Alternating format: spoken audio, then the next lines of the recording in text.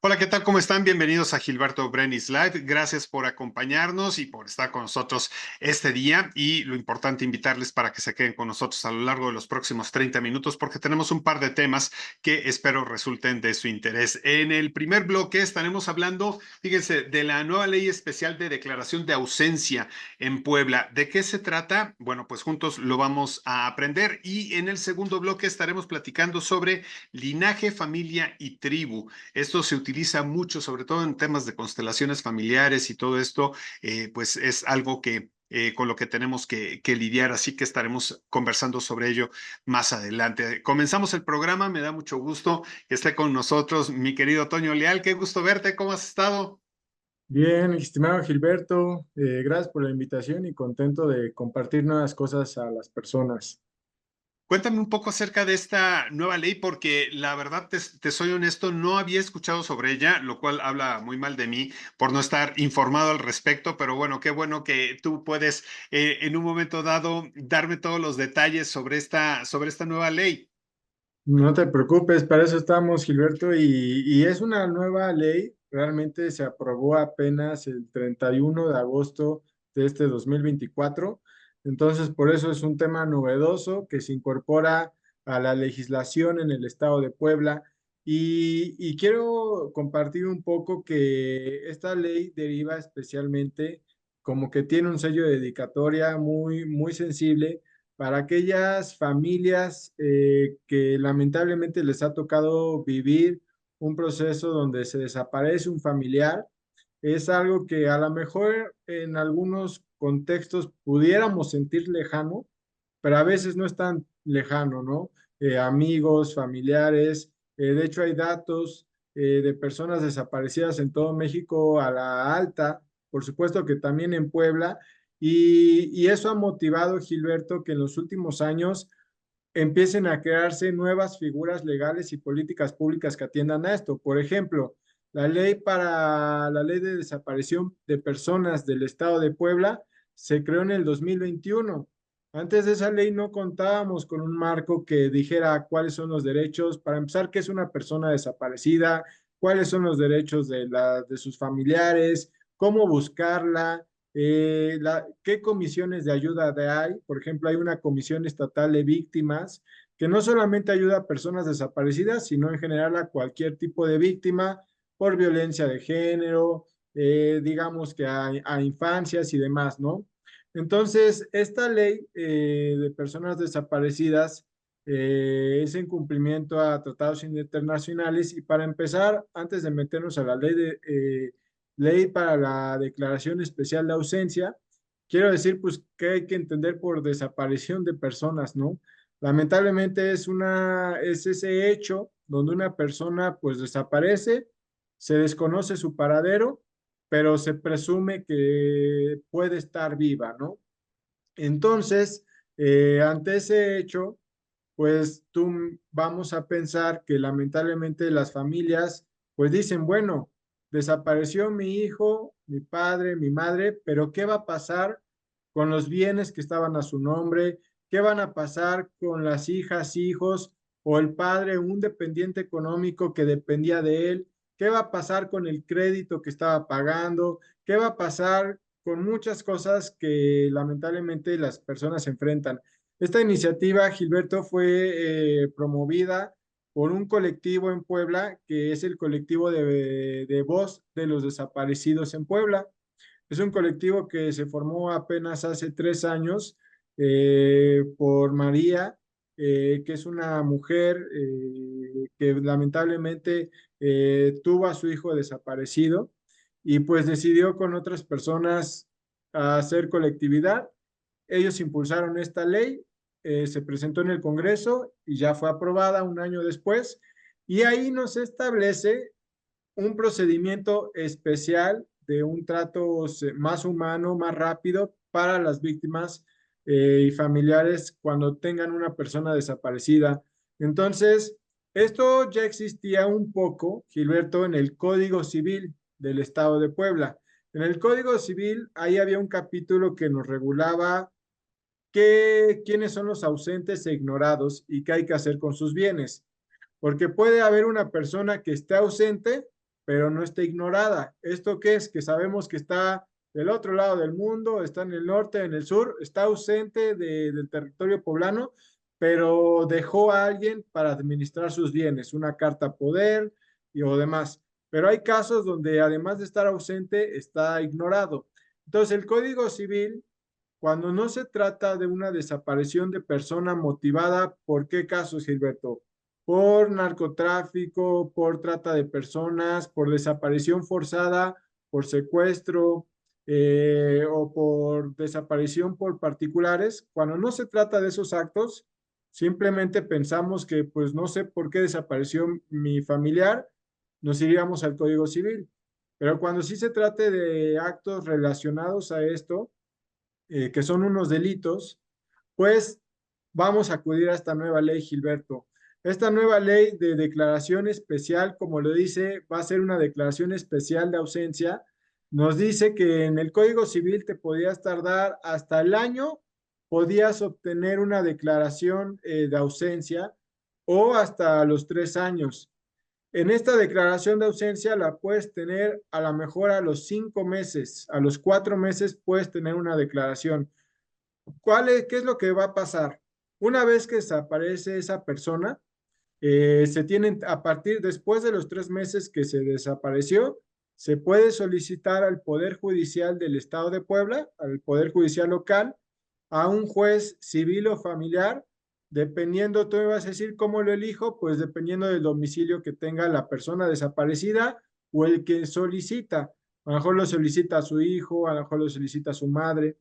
Entonces, y no hay mayor formalidad, Gilberto. Ahora sí que aquí la justicia se humaniza y puede ser incluso por comparecencia o por escrito, pero no hay una formalidad de tienes que cubrir con esto y demás. Digamos que la ley fue creada muy sensible para facilitar esto y el juez de primera instancia durante 24 horas va a decretar medidas de protección inmediatas a los familiares y va a dar un plazo para que en 5 días haya una audiencia para esas medidas de protección. Se van a publicar edictos, Gilberto, para buscar a la persona por si es que aparece.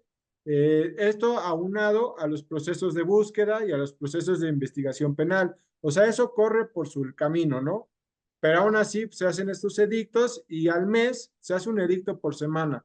Después del tercer edicto, 15 días, ya el juez tiene que resolver en definitiva sobre una declaración de ausencia, que esta la vamos a inscribir en el registro civil, en el registro público de la propiedad, y la persona, un familiar, va a quedar posiblemente como tutor, depositario de los bienes, administrador de los bienes. Los bienes de la persona desaparecida no se van a poder vender en el primer año, a no ser que sean por casos de urgencia. Si estaba pagando créditos, se suspenden, o una relación laboral hasta 5 años va a mantener su antigüedad. Es como si tuviera un permiso sin goce de sueldo y obviamente todo con el fin de que las personas dependientes o que deja esa persona desaparecida, que pues una situación que nadie quería, pues puedan de alguna manera pues seguir adelante, ¿no? En pocas palabras, di un resumen, Gilberto.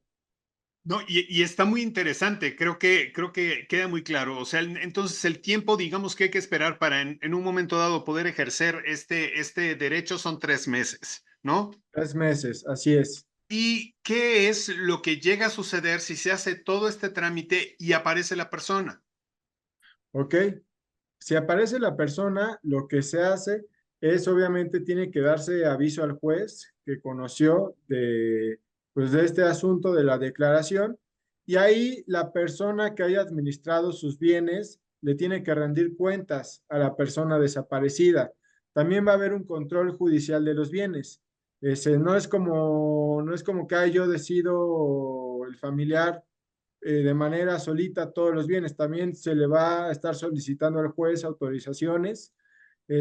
También, entonces se rinden cuentas, obviamente los avisos y se restablecen los plazos, por ejemplo, de créditos, o del tema de seguridad social o el tema laboral. Aunque se puede solicitar a partir de los 3 meses este tema, tú desde el primer día o al segundo día que pues te enfrentas con una situación donde desaparece tu familiar, de inmediatamente puedes dar aviso al segundo, al minuto, a las policías, a las fiscalías, para que empiecen a investigar. Y aquí va a haber autoridades que van a estar muy al pendientes de esto, como es la Comisión Estatal de Derechos Humanos, la Comisión Estatal de Víctimas, que yo decía, si tú eres víctima no solo de este tema, de cualquier tema que tú te consideres víctima, puedes acudir ahí, hay asesoría gratuita, también les dan un abogado y abogado de manera gratuita, si obviamente lo quiere la persona, ¿no? Si en un momento dado la persona, pues ya te enteras que fallece y todo eso, me imagino que entonces el trámite sería pasar de ausencia ya a defunción, ¿correcto?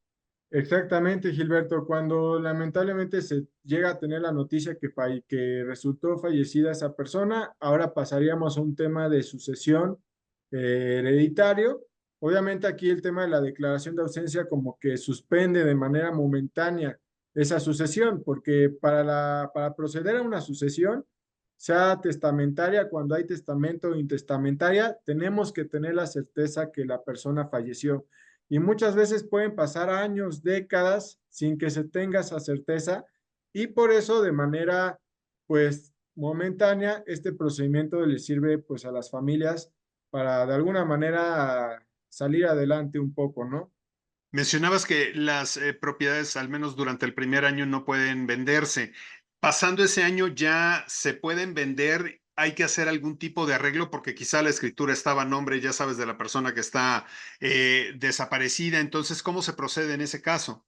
Esta ley de declaración especial de ausencia tiene un principio que se va a llamar el de gratuidad.